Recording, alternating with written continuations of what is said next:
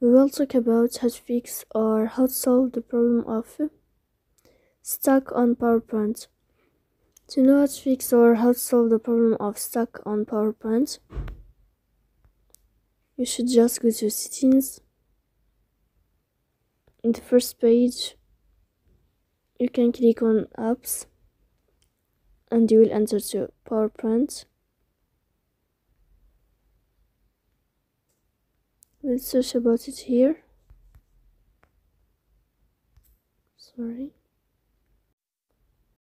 Here you can click on PowerPoint. Then you can click on first stop and you can click OK. After that you will enter to storage. Here you can click clear cache. Don't click clear data because that can delete your account. So please don't forget to support us by like and subscribe.